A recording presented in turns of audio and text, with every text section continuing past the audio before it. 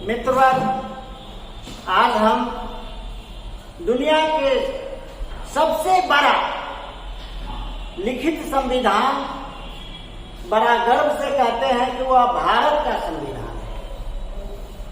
हम भारतीय संविधान की प्रस्तावना पर आज चर्चा करना चाहते हैं और देखेंगे कि किस तरह यह प्रस्तावना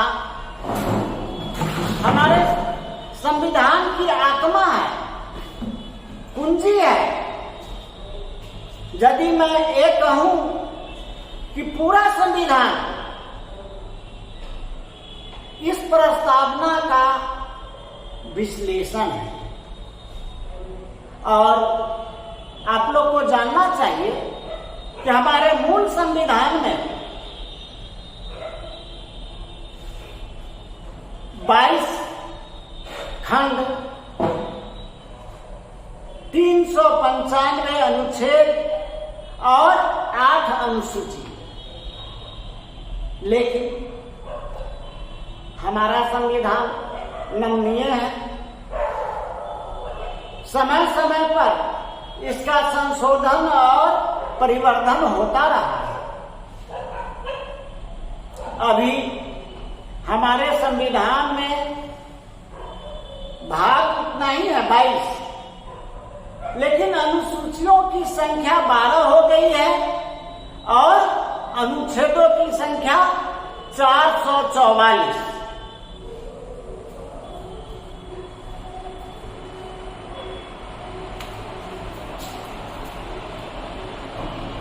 हाँ, मैंने बताया कि खंड या अध्याय तो उतना ही है 22, अनुसूचियों की संख्या 12 हो गई और अनुच्छेद 444। तो इतने बड़े संविधान की आत्मा की बात कर रहे हैं। हमारा संविधान किस बुनियाद पर खड़ा है उसकी बात कर रहे हैं। और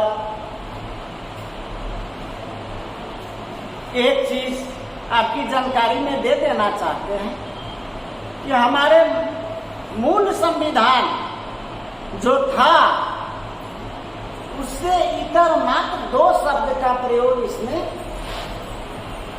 हुआ है। 42वें संशोधन के द्वारा 2 शब्द जोड़े गए हैं, एक या धर्मनिरपेक्ष या पंथ निरपेक्ष, सेकुलरिज्म, और दूसरा अखंडता। हालांकि हमारा संविधान का स्वरूप यदि अंदर में हम घुसेंगे तो यह है ही, यह था ही, लेकिन एक फ्रंट पेज पर लाने का प्रयास किया गया प्रस्तावना में इन 2 शब्दों को जोड़कर।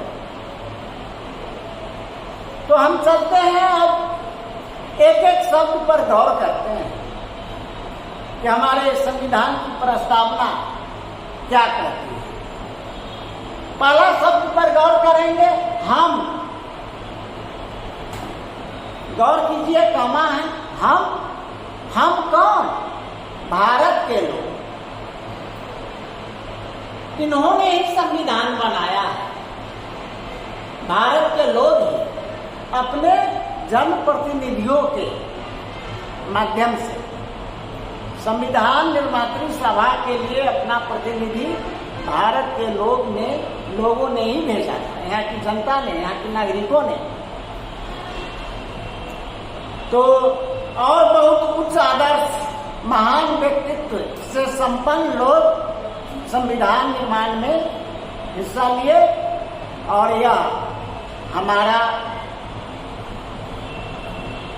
आदर्श स्वतंत्रता आंदोलन का जो आदर्श था, जो हमारी आजादी लेने के पीछे जो उद्देश्य था, उसकी परिपूर्ति इसी संविधान के द्वारा, इन शब्दों के द्वारा और इन शब्दों के विश्लेषण के द्वारा परिवर्तित हुई। परिलक्षित हुई, परिभाषित हुई और समय समय पर हम प्रस्तावना के तहत ही चलते रहे हैं। तो आप गौर करेंगे, हम भारत के लोग भारत को एक संपूर्ण प्रभुत्व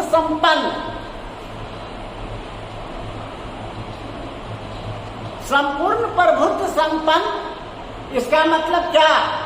संविधान लागू होने से पहले हम ऐसा नहीं थे, बिल्कुल नहीं थे। हम किसी के अधीनस्थ थे, ब्रिटिश शासन या ब्रिटिश सरकार के अधीन थे।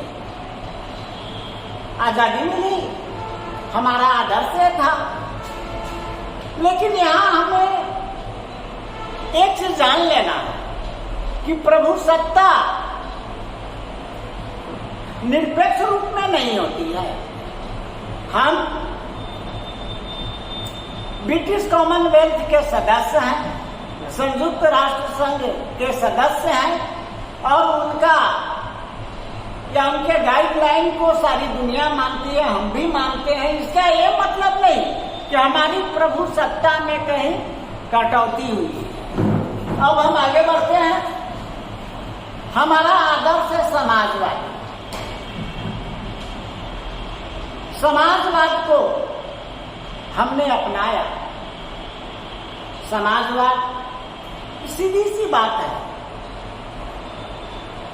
उत्पादन के साधन, देश के उत्पादन के साधन और वितरण प्रणाली को जब समाज के हाथ में या सत्ता के हाथ में या सरकार के हाथ में रख देते हैं तो उस व्यवस्था को हम समाजवादी कहते हैं।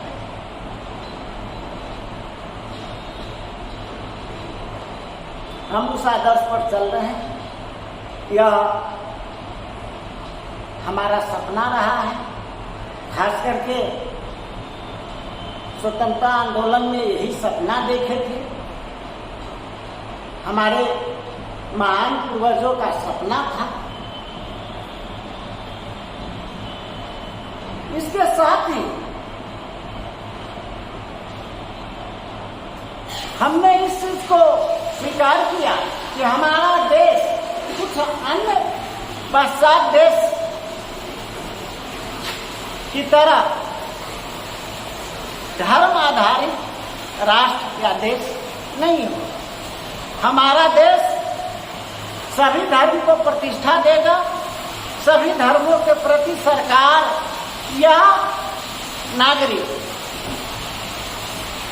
समान भाव से देखेंगे, सभी धर्मों के प्रति समान भाव होगा। यह हमारी सपना है। लेकिन एक बात मैं सेकुलरिज्म पंथ निरपेक्ष शब्द पर आता हूं। सेकुलरिज्म शब्द सेकुलम से बना है। इसका हम दोनों अर्थ लेते हैं, धर्म निरपेक्ष या पंथ निरपेक्ष। लेकिन वस्तु स्थिति यह है कि यह शब्द सेकुलम, अमेरिकन लैटिन शब्द है सेकुलम, उससे बना है। सेकुलम शब्द से सेकुलर बना है। सेकुलर शब्द का अर्थ है, यदि आप एग्जैक्ट जानना चाहते हैं तो दिस वर्ल्डलीनेस, अलौकिकता। अलौकिकता का मतलब हर मानव, हर जीव जो इस धरती पर है उसके प्रति भाव रखना, उसको प्रतिष्ठा देना, उसके मूल्य को समझना, ये लौकिकता वादी, वही लौकिकता वादी नजरिया यहाँ है। हम पंथ निरपेक्ष, सेकुलर इन शब्दों से इसको जानते रहे। हालांकि जब हम संविधान का गहन अध्ययन करेंगे, इवन हमारा फंडामेंटल राइट में भी जो हमारा मौलिक अधिकार है उसमें चर्चा है, धर्म के नजरिए से, जाति के नजरिए से, लिंग के नजरिए से कोई भेदभाव नहीं, वो तो आगे की बात है जब हम मौलिक अधिकार पर चर्चा करेंगे। फिर हम आगे बढ़ते हैं। अभी हमें आज सिर्फ इतना ही करना है कि प्रस्तावना में जो शब्द है उसका क्या मतलब है, उसके निहितार्थ क्या है, इसकी चर्चा करनी है। अगला शब्द है लोकतंत्रात्मक। बहुत ही पॉपुलर शब्द है। लोकतंत्र डेमोक्रेसी से डेमोक्रेटिक शब्द बना है। सीधा अर्थ होता है, सीधा जानिए कि जनता की सत्ता, जनता का शासन। यह अलग है कि लोकतंत्र का दो रूप है, प्रत्यक्ष और अप्रत्यक्ष। ये तो किसी देश की आबादी पर निर्भर करता है, लेकिन अब प्रतिनिध्यात्मक जनता की शासन व्यवस्था को ही हम लोकतंत्र कहते हैं, यही मान के चलते हैं।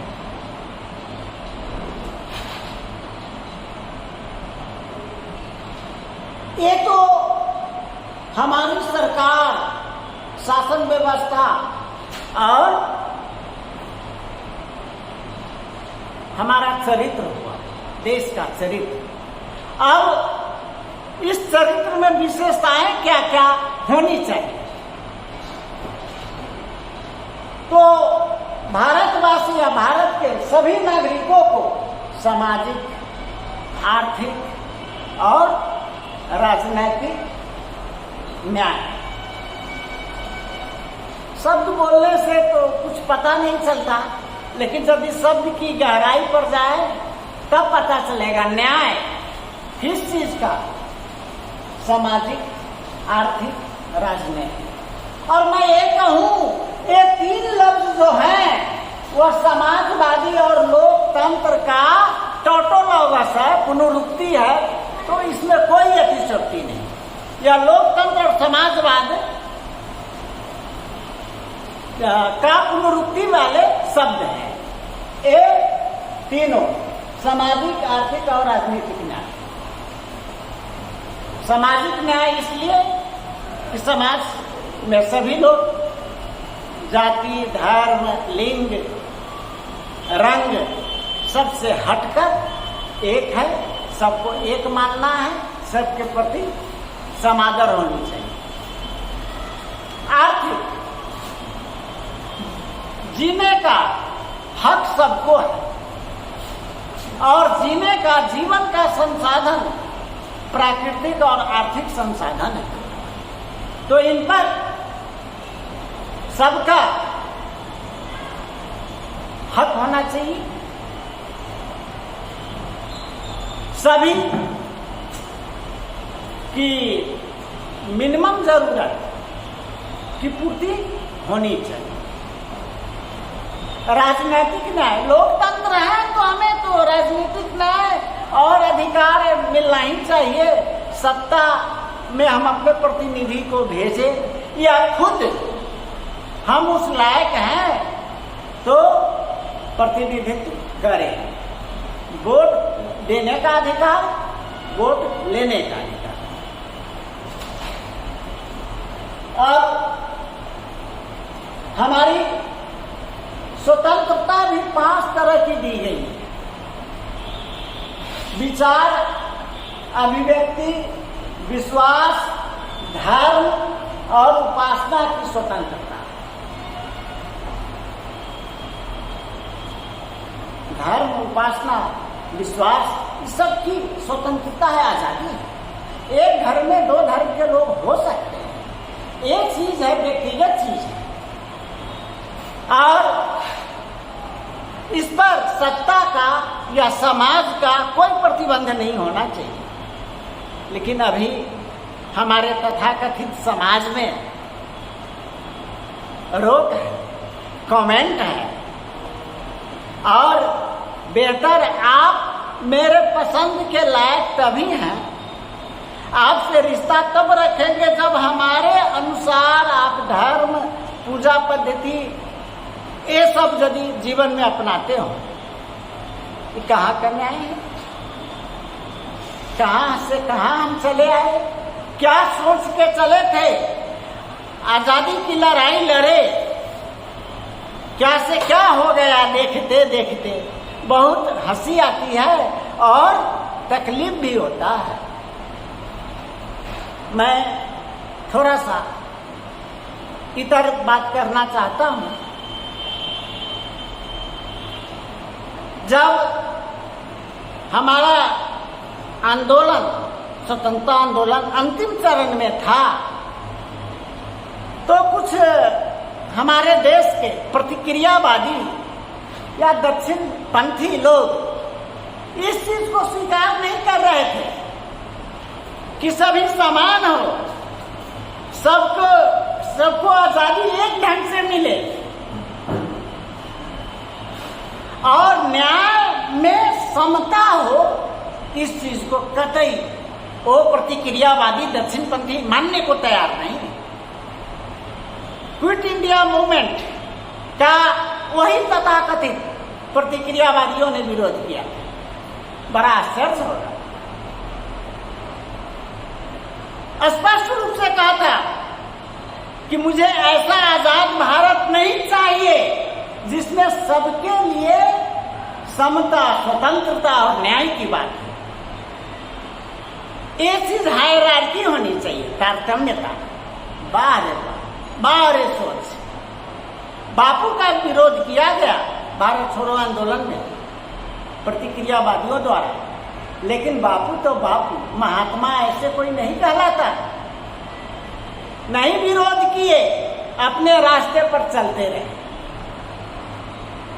ये है, ये महात्मा शब्द का ये मतलब है। उनका काम है विरोध करना। मैं अपने पथ से विलग क्यों हो जाऊं? मैं पूरे विश्व मानव या पूरे भारत के लिए सबकी समानता, स्वतंत्रता, न्याय के लिए लड़ूंगा। हुआ। दुखद बात है कि इसी 3 शब्द से आक्रोशित होकर जब पूर्ण रूप से संविधान भारत में लागू हो रहा था, तो तथाकथित प्रतिक्रियावादी संविधान की प्रतियां जला रहे थे। इससे बड़ी निष्ठा की बात क्या है? खैर, हटाइए उन बातों को। आपको जो तैयारी करनी है, लेकिन हाँ, कुछ झलक दे दिया हूं, इशारा कर दिया हूं, तो सच्चाई है। अब हम देखेंगे कि हमने और क्या क्या अंगीकृत, अधिनियमित और आत्मार्पित किया। एक खास तिथि को संविधान के अंतिम शब्द है, प्रस्तावना के अंतिम शब्द है कि क्या क्या चीज और हमने अंगीकृत, अधिनियमित और आत्मार्पित किया। एक खास तिथि को, वह कसम और सौगंध की तिथि है। तो प्रतिष्ठा और अवसर की शंका, प्रतिष्ठा और अवसर, सबको समान रूप से प्रतिष्ठा मिलना चाहिए और देश के संसाधन का उपभोग करने में मेरा एक कहना है कि नौकरी पाने, इसमें समता होनी चाहिए। अभी एक विवाद का दर है रिजर्वेशन। अरे भाई, रिजर्वेशन क्या? रिजर्वेशन के पीछे भी समानता है। इक्वलिटी बिफोर लॉ नहीं है, लॉज है। विधियों के समक्ष समता। आपको ध्यान से संविधान को पढ़ना होगा, देखना होगा। लेकिन अभी व्हाट्सएप यूनिवर्सिटी, न जाने सोशल मीडिया पर कितनी गंदगी आ गई है और नई पीढ़ी को बहकाया, भटकाया, फुसलाया, झुठलाया जाता है। खैर, जाने दीजिए। आइए, आपका जो लक्ष्य है उस लक्ष्य की ओर चलते हैं। और प्रतिष्ठा और अवसर की समता हर नागरिक को प्राप्त हो और उन सब में व्यक्ति की गरिमा, डिग्निटी तो होनी चाहिए। सबको, सभी समान है, सबकी प्रतिष्ठा समान है, सभी व्यक्ति समान है। इस चीज को हमें नहीं भूलना है। साथ ही साथ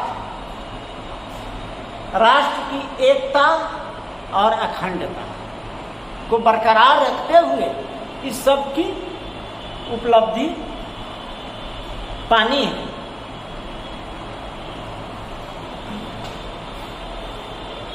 और जब इस चीज को हम पा लेंगे तो भाईचारा स्वतः दौड़ी चली आएगी। और जब भाईचारा एक मुल्क में आएगा, एक मुल्क में हम सबको समान मान लेंगे, तो हमारी नजर इतनी कमजोर नहीं कि विश्व बंधुत्व से हम दूर भाग जाएंगे। विश्व बंधुत्व को भी गले से लगा लेंगे। हम आगे चर्चा करेंगे। राज्य के नीति निर्देशक तत्वों में जब हम घुसेंगे तो वह क्या है? वह सिर्फ और सिर्फ गांधीज्म है, गांधी दर्शन है और बहुत उच्च आदर्श है। राज्य के नीति निर्देशक तत्व में जो आने वाली किसी घंटी में हम चर्चा करेंगे, तो इतनी प्रतिज्ञा हमारी है।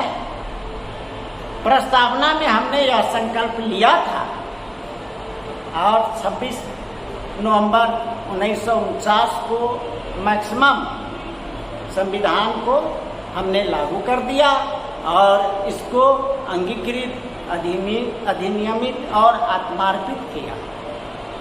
लेकिन आज बेईमान हो गए हैं, बेईमान हो गए हैं।